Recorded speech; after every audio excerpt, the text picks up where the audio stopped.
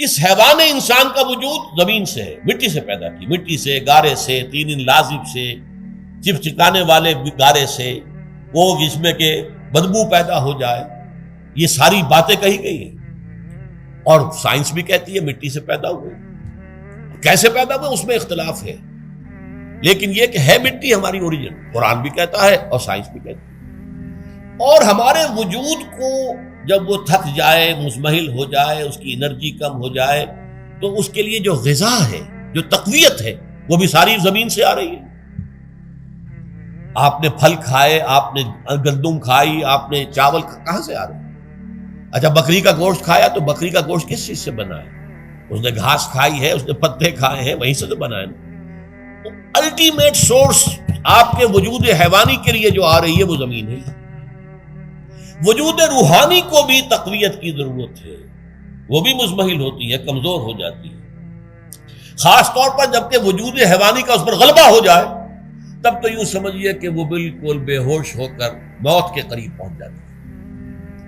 اس کی تقویت، اس کی غذا وہیں سے آئی ہے جہاں سے روح آئی ہے، وہ کلام ربانی ہے، روح ربانی، نفخت فیہ من روحی من روحی من روحی، میں پھونک دوں اس میں اپنی روح میں سے۔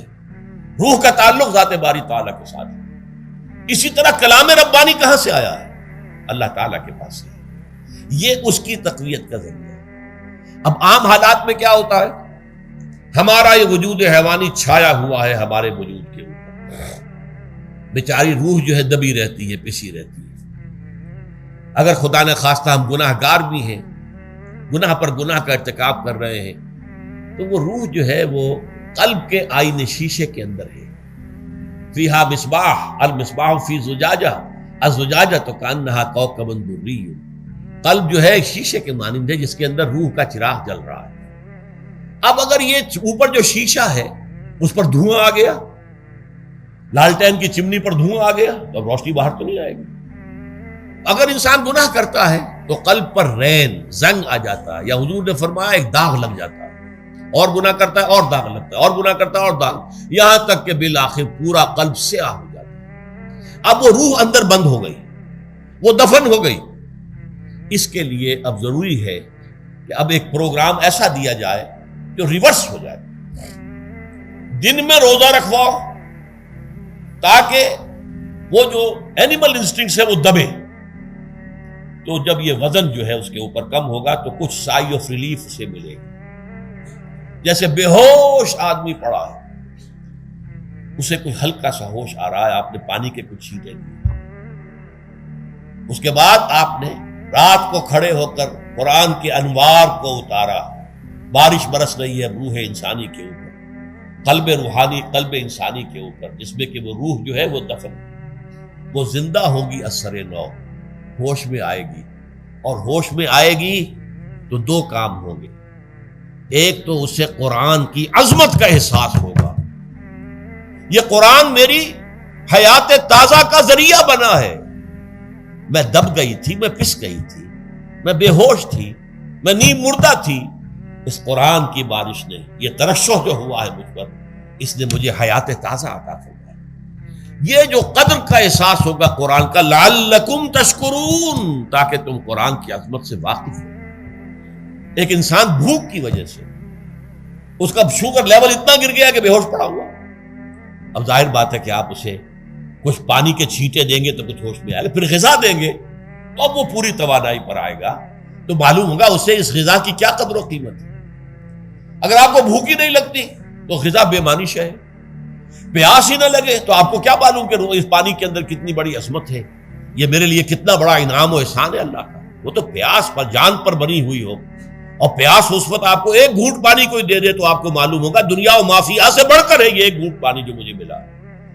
اسی طرح جب روح دبی ہوئی تھی حیوانی وجود کے بوجھ تلے، جبکہ وہ نیم خوابیدہ یا نیم بے ہوش یا بالکل بے ہوش تھی، وہ دن میں تو روزہ رکھ کر اس پر سے حیوانی وجود کا وزن کم کیا گیا، اسے ایک ریلیف ملی۔ رات کو قرآن مجید کے انوار و برکات اس میں جذب کیے گئے تو اس کو پوری توانائی حاصل ہوئی۔ اس پوری توانائی کا پہلا نتیجہ تشکر، قرآن کا شکر، الحمدللہ الذی انزل علی عبدہ عبدہ الکتاب ولم یجعل لہ عوجا، پھر وہ قلب کی گہرائیوں سے نکلے گا۔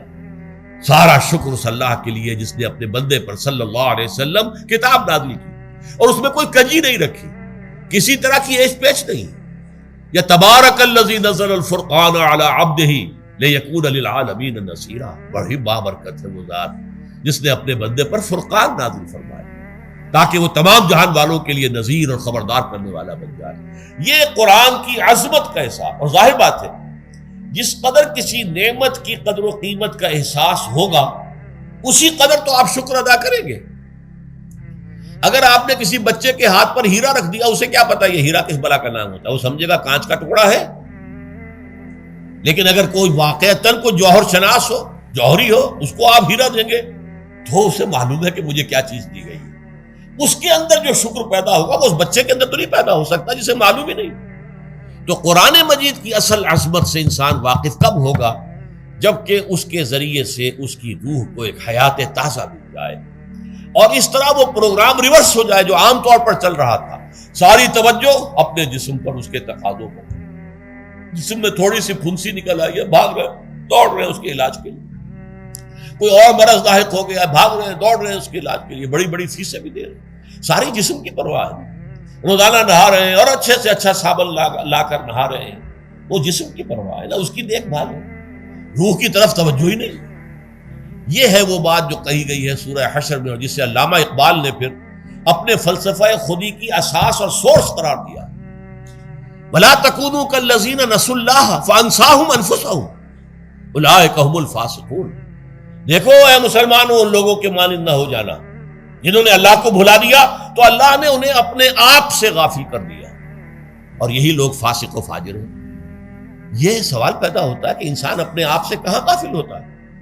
کیا اپنے وجود حیوانی سے غافل ہوتا ہے؟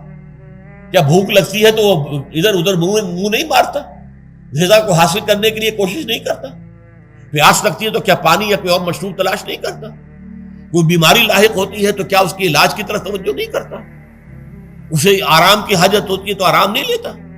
اپنے اس وجود سے تو غافل نہیں۔ کون سے وجود سے غافل ہوا ہے؟ وہ روحانی وجود سے غافل ہے۔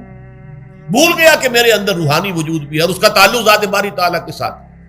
اس نے سمجھا کہ میں بس حیوان ہوں، نرا حیوان ہوں، اپنے اس وجود کی اصل حقیقت ہی سے بے خبر، غافل۔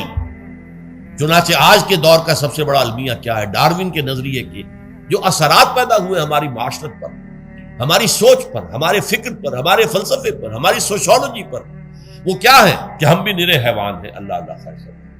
یہ سب سے بڑی محرومی ہے اس دور کی کہ انسان اپنے اصل شرف سے خود ہی مستعفی ہو گیا۔ ہمارا کوئی وجود ہے ہی نہیں روحانی وغیرہ، روح کسے کہتے ہیں ہم نہیں جانتے، بس یہ جسم ہے۔ ہم اللہ کو نہیں جانتے کون ہے کون نہیں ہے، ہوگا ہم تو اس کائنات کو جانتے ہیں۔ ہم روح سے واقف نہیں، ہم تو اپنے جسم کو واقف۔ آخرت سے ہمیں کچھ پتہ نہیں، شاید ہو شاید نہ ہو، کچھ پتہ نہیں، لیکن یہ زندگی تو ہے، اسے ہم جانتے ہیں۔ یہ ہے آج کے انسان کا سب سے بڑا المیہ، اور یہ ہے ماس سکیل کے اوپر ارتداد، ذہنی طور پر مرتد ہو چکے ہیں انسانوں کی عظیم اکثریت مرتد ہو چکی ہے۔ یہ ہے در حقیقت کہ روزہ جو ہے اس پروگرام کو آ کر ریورس کرتا ہے۔ دن میں کھانے پینے، جنسی تقاضے پر پابندی، وہ وجود حیوانی کا وزن کچھ کم، روح جو دبی ہوئی تھی یا سسک رہی تھی یا بے ہوش تھی یا نیند مردہ تھی، اسے کچھ ریلیف ملا۔ اب اس کے اوپر قرآن مجید کے تیرے ضمیر پہ جب تک نہ ہو نزول کتاب، گرہ کشاہ نہ رازی نہ صاحب کشاف، ہمارے دلوں کے اوپر بارش ہو رہی ہو انوار قرآنی کی۔